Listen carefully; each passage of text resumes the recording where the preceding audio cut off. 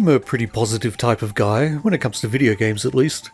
When it comes to, the real world, I'm more of a curmudgeonly old cynic. But with games, I definitely prefer to focus on the good stuff. After all, the older I get, the more keenly aware I am that my time on this earth is limited, while the amount of gameplay offered by all the good games on the planet pretty much isn't. But there is a certain appeal to hunting down the worst of the worst, the utter trash fires of the gaming world that make you question the competence of the developers, or indeed their sentience. Now, I'm never going to be one of those YouTubers who gets performatively angry over video games, or who pretends that a bad game is a moral failing on a par with genocide, but I do think it can be interesting and even instructive to look at games that failed and think about how and why they fell short. And also, a bit of contrast is sometimes a good thing, and playing a bad game can make you all the more grateful for the smorgasbord of great stuff out there. So, with that in mind, let's take a look at some of the garbage that has somehow found its way into my Steam library. I honestly don't remember buying most of these games. I suspect they came in bundles or were thoughtless purchases during some long ago sale when they were 95% off. Maybe when I'm a billionaire YouTuber I'll be able to spend actual money on terrible games, but today is not that day. I'm going to save my hard-earned cash for stuff I think I might actually enjoy. Also my easily earned cash. Right, Steam lets you sort games in your library by Metacritic score, so I'll do that, then go through the bottom half dozen or so from best to worst. Or, well, slightly least worst to worst. Starting with Rhythm Zone. Well, this is an interesting place to start. The thing is, I've actually played this game a fair bit and enjoyed it. It's essentially a rip-off of Guitar Hero without support for guitar controllers, but with the ability to auto-generate gameplay from an MP3, so you can basically play any song you want. I'm a fan of rhythm games, and I have musical tastes that aren't often represented in those games, so this is an appealing notion. And the algorithm that generates the charts is better than you might expect. Not as good as a human who knows what they're doing, but the game is still playable. Well, it was playable the last time I tried to play it, but that was quite a few years ago. Now I simply can't get it to load. No idea why, new version of Windows maybe, but I can't be bothered figuring it out, and honestly starting this list off with a game that doesn't work at all seems oddly fitting. And anyway, I discovered Clone Hero a while back, so this game really is obsolete. Oh well, on to the next one. Painkiller Redemption.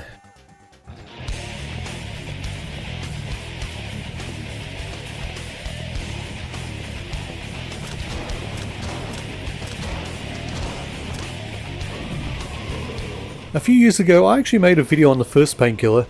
It was a game I really enjoyed when it was new and, well, I didn't actively hate it when I came back to play it for that video. But I was pretty glad when it was over and I certainly didn't feel like playing any more of it. Apparently though, some past version of me disagreed, because at some point I must have bought the whole Painkiller bundle, including Painkiller Redemption, a standalone expansion which is sitting on a score of 43 on Metacritic, or slightly higher for user reviews. The best reviews seem to consider it a kind of fun extra helping of standard Painkiller gameplay, while the worst describe it as a tedious series of bland combat encounters in even blander environments. Well, it's been 3 years since that Painkiller video, so I guess I can tolerate playing a tiny bit more, even if it sucks. The only story you get here is a bit of poorly translated scrolling text, and honestly that's fine by me. The story of the original Painkiller was about as cliched as it got, so I'm happy to ignore it here. Also, this is not the first bit of extra content for Painkiller, and apparently it does carry on the story of other expansions, so even if I did care, I'd be missing some context. But yeah, I think I'll survive without knowing why I'm killing these thousands and thousands of demons. First thing I notice is that the weapons are different from the original Painkiller. Apparently they're not actually new. Indeed, none of the enemies or weapons are new in this expansion, but hey, they're new to me. That said, the weapons I'm unfamiliar with are functionally very similar to what was included in the base game. Which is fine, they were pretty decent weapons as far as it goes, but this was released 7 years after the original, so I might have expected a bit more ingenuity. Well, if I wasn't making a point of playing the worst games in my collection, of course. I did expect the level design to be bad, however, and boy howdy, in that respect I was not disappointed. This first room is absolutely the most interesting in the level by virtue of the fact it has some spikes hanging above it. In terms of what happens in this first room, however, it's exactly the same as every room in this level, and indeed in every room of this entire game, or at least in every room of the levels I could be bothered playing. Enemies spawn in at random, they run at you, you spend maybe half your time shooting them and half your time running away. There is absolutely no craft to it at all, no real thought put into the design. Enemy spawn points are all over the place, so at all times they will be encroaching on you from every direction, pretty much eliminating any strategy other than trying to slip between them and finding enough empty space to fight back. The level design in the original game wasn't really its strong point. The levels were a bit up and down in terms of how interesting and well crafted they were, but the least of them were infinitely better than anything on offer in this much newer expansion.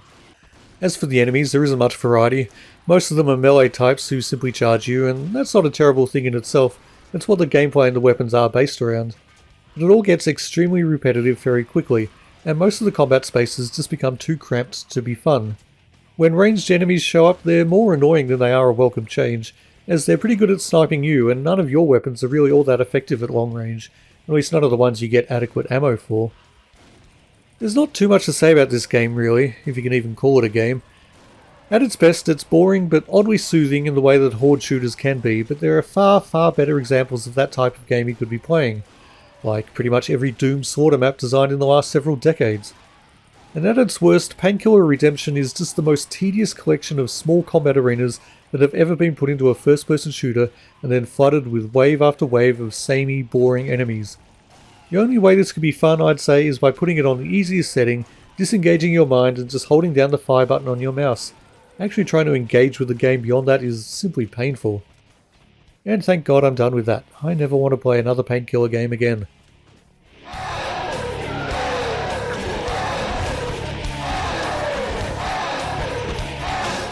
The Scourge Project.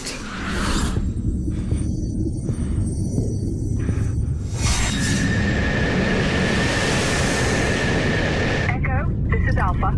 We have some new intel from Ricebeck. Patching him through now. Echo Squad. It's Gears of War, but worse in every imaginable way. I'm really not a fan of cover-based shooters. I've tried a few times to get into the Gears of War series, but every time I slide right off it. There are a few reasons for that, but mostly I just don't like the fundamental gameplay. When I play a shooter, or any action-based game really, I want as much freedom of movement as possible. I don't want to be magnetized to a series of chest-high walls.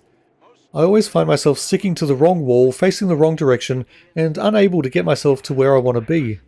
I find the third-person perspective impairs my vision and limits my situational awareness. I don't like the staccato rhythm of the combat, popping out to fire a few shots and then ducking back into cover to avoid the reprisals. And that's in a highly competent game like Gears of War. The Scourge Project is not highly competent, and every problem I have with Gears of War is hugely magnified here. I didn't really like it, but the cover-based shooting in Gears was functional, and when I screwed up, when I accidentally found myself crouching behind the wrong wall or facing the wrong way and getting shot repeatedly in the face, I knew it was mostly my fault. Here though, I'm less willing to take the blame, and the levels seem designed to make it really tough to balance offense and defense, which is a problem, given that like other games of this type, your character is pretty damn fragile and will die very quickly under sustained fire. The weapons feel weak, there is no impact, no punch to them, and aiming them feels like swiping a wet noodle around the room. Characters move slowly and with all the grace of a hippopotamus wearing rusty chainmail armor, and enemy AI is as brain dead as it comes, although they are all damn good shots it seems. The game is not utterly without its upsides however. Obviously I couldn't play this 15-year-old obsolete game in multiplayer, but your AI-controlled squad mates are not entirely useless, and are certainly more than a match for the incredibly dim enemies, although that might be mostly due to their larger health pools and better weapons. Certainly your team isn't going to be executing genius-level strategies, but just the fact that they can take down enemies and will revive you if you fall in battle is a step above some other games of the era. It's interesting to compare the Scourge Project to Painkiller Redemption. That was extremely low effort, and also extremely low in ambition, but as it was just a map pack for an existing franchise, it didn't need to do too much to justify its existence. The Scourge Project, on the other hand, clearly had a lot of effort put into it, and the developers' ambitions were high, but it's also harder to justify its existence given it's positioned as an alternative to a massively successful franchise. And yeah, there really has been quite a lot of effort put into this game. There's a story that someone seemingly cared about when they were writing it, although I certainly didn't care about it when I was hearing it. There are a few little touches that try to elevate the gameplay, like the different abilities that each of the 4 different player characters get when they charge up their combat suits. But regardless of the efforts made, it seems clear that the developers didn't have the resources to make that effort pay off. I'm not sure if the resources they lacked were time or money or talent, or probably all three, but regardless, the end product is just not worthy of being played by anyone. Except, I guess, wannabe YouTubers looking for interesting failures. Apparently the Scourge Project was intended as an episodic game, but only 2 of those episodes were ever released after it became clear to all concerned that this just wasn't going to happen. It actually got a reboot of sorts a few years later in 2013 as Scourge Outbreak, but it seems that game was no better. It might have been even worse in some ways. I can't say I'm motivated to play it to find out.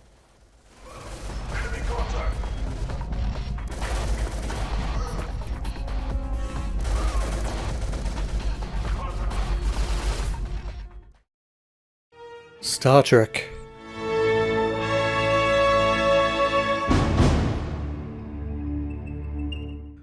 I like Star Trek. Well, I did as a teenager when Next Generation was all the rage. I love Next Gen. For me, it's still the pinnacle of Star Trek, but I also enjoyed the original series and Deep Space Nine and Voyager. Since then, though, I haven't really watched much. I did watch the first of the rebooted movie series that this game is based on, however, and I thought it was fine, I guess. I didn't regret watching it, but I didn't bother watching the next film in the series either. But I still have a general fondness for Star Trek, so I was kind of interested in seeing what this game was like, and how it came to reside amongst the lowest rated of my Steam games. I knew nothing about the game, so I was surprised and disappointed to find it's another third-person cover-based shooter, which, as I mentioned above, is not a genre I find all that appealing. And having just played a particularly dismal cover-based shooter in the Scourge Project, and knowing that this one was rated even lower on Metacritic, only by 1%, but still, yeah, I was expecting something pretty disastrous. But I have to say, Star Trek makes an infinitely better impression. It looks not terrible. The character models aren't super sophisticated, in fact they kind of have an uncanny valley awkwardness to them, but hell, they look like the movie characters. The graphics are fairly simple, but have a clean brightness to them that's fitting for the setting. The gameplay is still a good few steps below Gears of War's visceral action, but it's perfectly serviceable and feels so much better than the Scourge Project. And the first level is, and I hesitate to say this, kind of okay. There's sections on the rotating rings out in space as the sun shield periodically fades and the burning wrath of a billion hydrogen bombs cascades down upon you is even, if I may make so bold, pretty good. It reminded me a lot of Sunshine, a criminally underrated sci-fi film if you haven't seen it. So that bit's cool, and the gameplay is functional, it's fine. And there's some variety to it. There are traversal sections, there's a scanning function reminiscent of Metroid Prime, there are bits where you have to find power cells to open doors, quite a few of the standard action game elements are here. None of them are all that interesting, but this is not, unlike the Scourge Project, a distinctly unpleasant experience. So why did it score 1% lower than a game that is, in my judgment, much worse? I suspect a lot of it has to do with expectations. Star Trek was supposed to be a massively popular and successful game. It was given the time and resources that the IP deserved. It was taken seriously by everyone in the Star Trek filmmaking machine, up to director J.J. Abrams and the heads of Paramount Studios. They had the rights to the appearances of movie stars, plus the movie stars themselves providing the voices. This was supposed to be a game that befitted the iconic status of the Star Trek name. So when it turned out to be a below-average shooter, not a complete disaster perhaps, but clearly nothing that could even begin to compete with the big names of the time, stuff like Gears of War, Uncharted, the soon-to-be-released Last of Us. When that happened, the execs at Paramount were incredibly disappointed, and so too were the critics. But don't get me wrong, it's not just the disappointment that led to such a low score. There is stuff that the game really does badly. The narrative is mediocre at best, but it's also presented in particularly off-putting ways, through stilted conversations that frequently get cut off, poorly written dialogue and badly paced, unclear exposition. For a game based on a film series, it is distinctly uncinematic. And while the co-op element has potential, Spock and Kirk are an iconic duo after all, it doesn't amount to much, and in single player the AI companion is actually less useful than the ones in the Scourge Project. Plus the animation is wonky and there's a fair bit of jank throughout, with characters warping from place to place or getting stuck in the level geometry. Nevertheless, and maybe it's because I'd been traumatized by the previous game, I did not hate Star Trek as much as I expected to. I didn't bother finishing it, and I never will, but if someone put a gun to my head and demanded I play it through to the end, there's only a 50-50 chance I'd tell them to pull the trigger.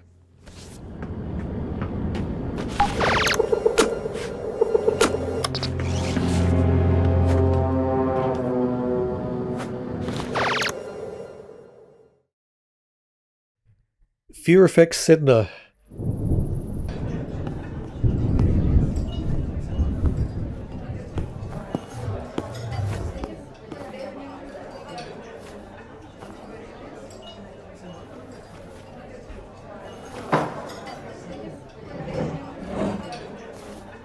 that interested.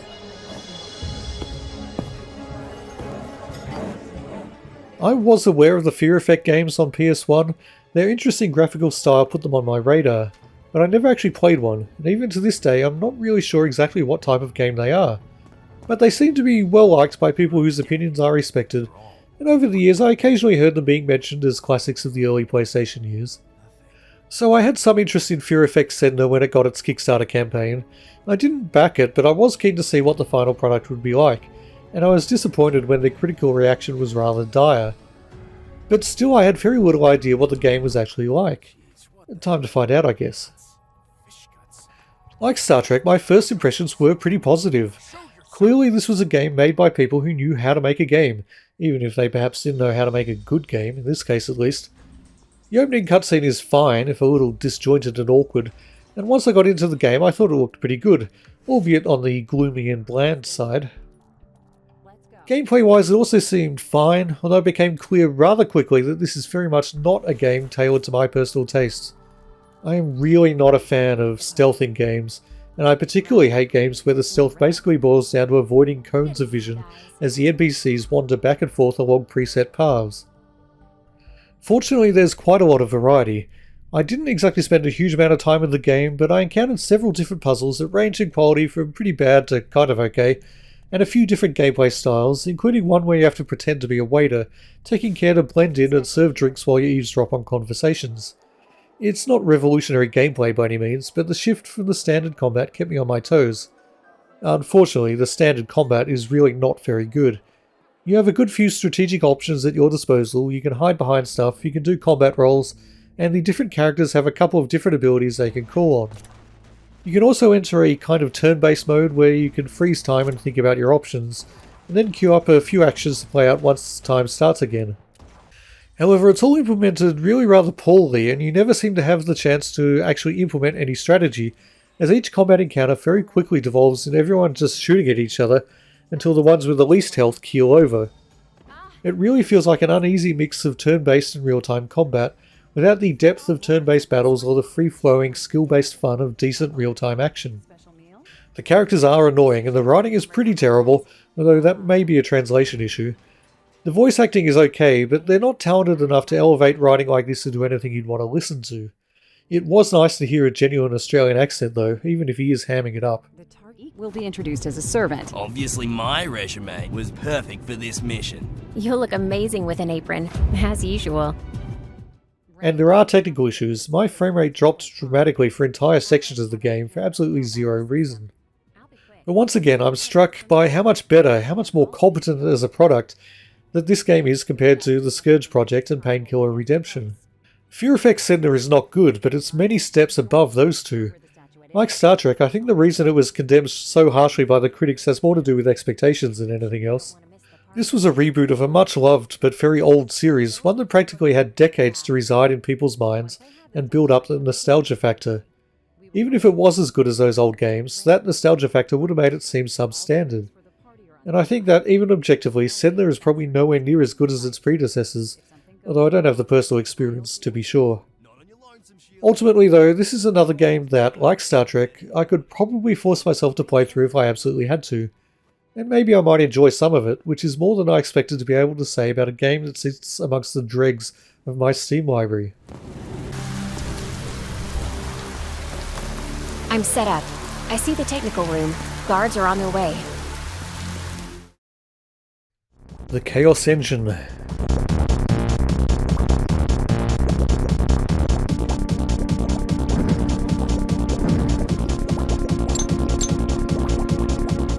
Wow, well, this is interesting.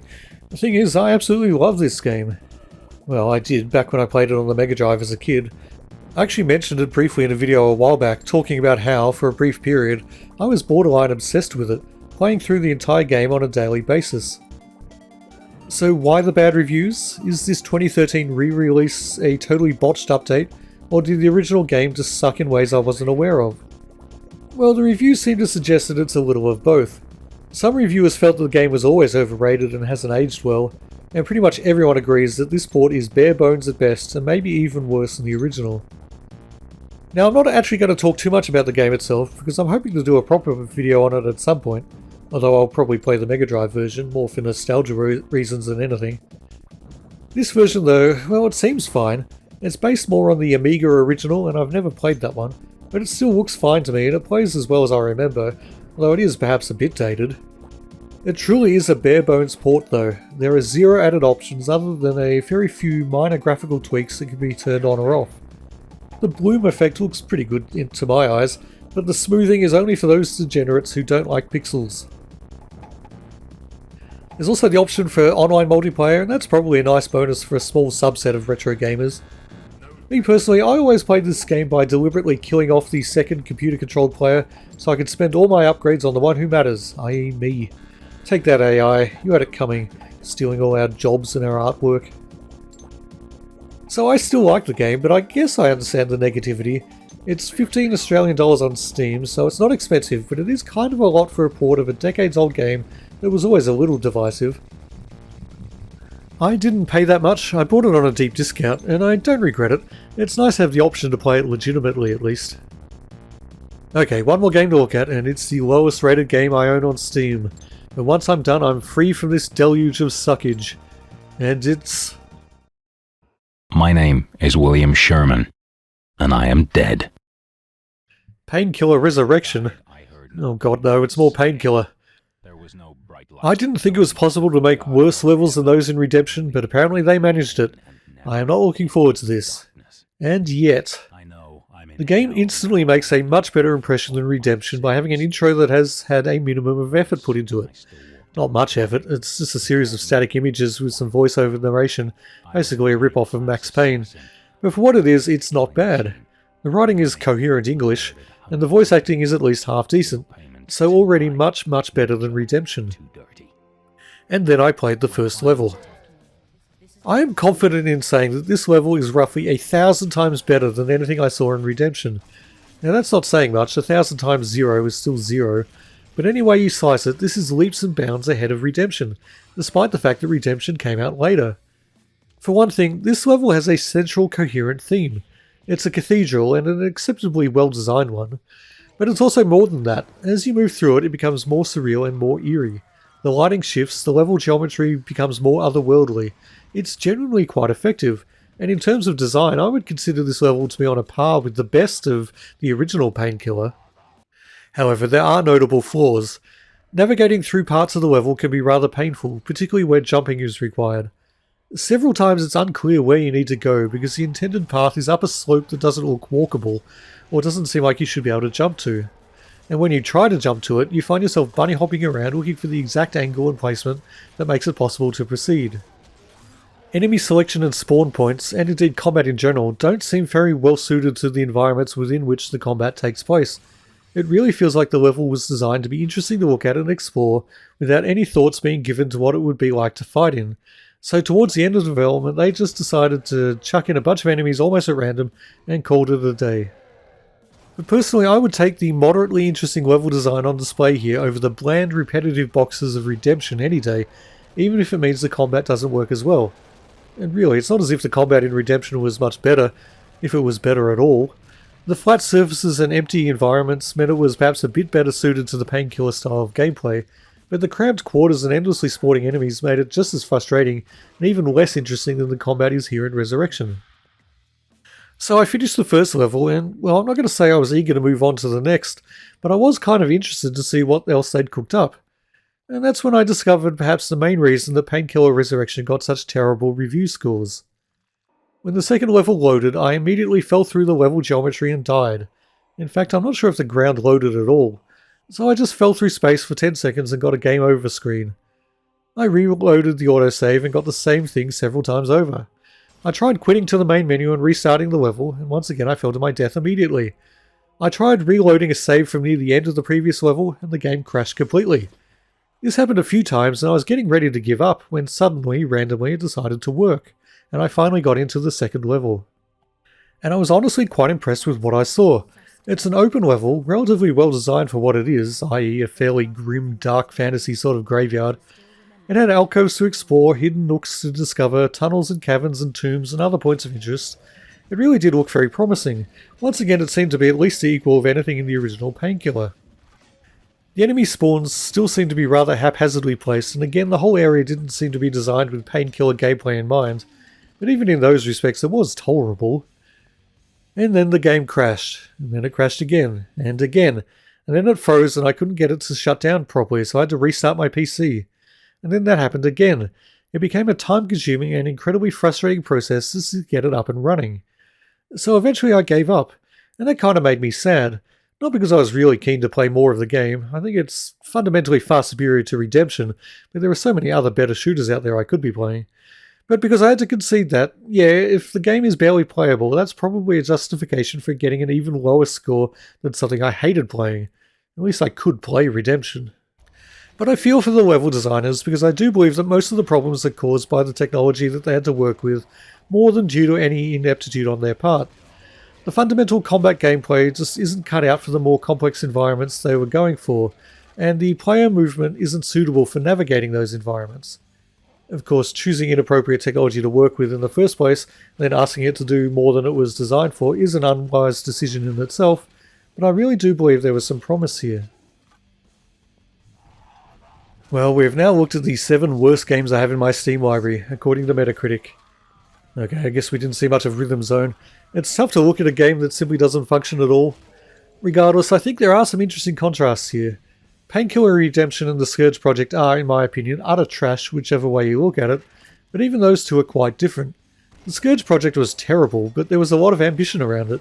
It's just that no one working on the project had any idea how to translate that ambition into an actual decent game. Painkiller Redemption, on the other hand, had zero ambition other than to create some vaguely serviceable new Painkiller levels, and it failed to do even that. Then there's Star Trek and Fear Effects Sedna, which were created with a degree of competence and professionalism, but utterly failed to be the products that potential players wanted them to be. These are not good games, but they are games, in a way that something like the Scourge Project really doesn't manage. The Chaos Engine is arguably a classic, and arguably overrated, but either way it's $15 for an ancient game with almost zero added value. And Painkiller Resurrection is a mixed bag at best, where any potential it might have had is kind of negated by the fact it's pretty much unplayable. I used the phrase deluge of suckage earlier, but this hasn't really been a deluge of suckage, more a light smattering with occasional heavy downpours. Certainly the degree of suckage in these games varies greatly, but what they arguably do all share is the same degree of failure.